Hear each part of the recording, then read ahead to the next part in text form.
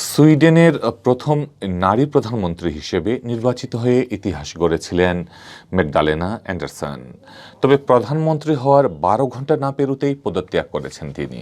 স্থানীয় সময় বুধবার সুইডেনের প্রথম নারী প্রধানমন্ত্রী নির্বাচিত হয়েছিলেন সোশ্যাল ডেমোক্রেটিক পার্টির নেতা ও অর্থমন্ত্রী ম্যাগডালেনা।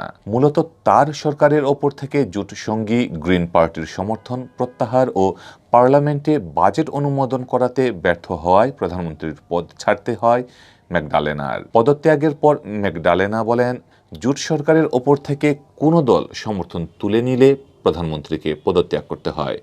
এটাই সুইডেনের সাংবিধানিক নিয়ম। এই নিয়ম মেনে আমি প্রধানমন্ত্রীর পদ থেকে সরে যাচ্ছি, তবে শীঘ্রই আবারও প্রধানমন্ত্রী পদে ফেরার আশাবাদ ব্যক্ত করে তিনি বলেন, আমি স্পিকারকে বলেছি পদত্যাগ করছি, তবে একক দলের নেতা হিসেবে সরকার প্রধানের পদে দ্রুত ফিরে আসব।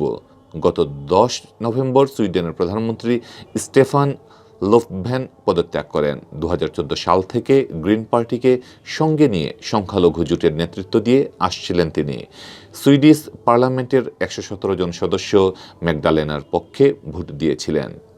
57 জন ভোটদানে বিরত ছিলেন, 174 জন তার বিপক্ষে ভোট দিয়েছিলেন। ম্যাগডালেনা ভোটদাতা দানে বিরত থাকা এবং অনুপস্থিত একজনের হিসেবে 175 ভোট পেয়েছিলেন।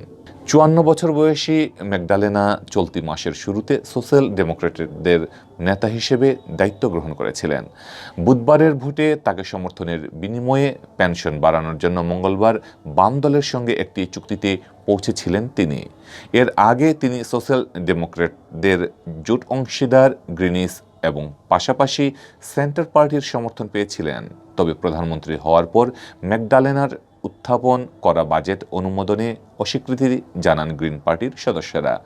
বিরোধের এক পর্যায়ে তারা সরকারের ওপর থেকে সমর্থন তুলে নেন। এর জেরে সুইডেনের প্রথম নারী প্রধানমন্ত্রী হওয়ার কয়েক ঘন্টার মধ্যেই পদত্যাগ করতে বাধ্য হন তিনি।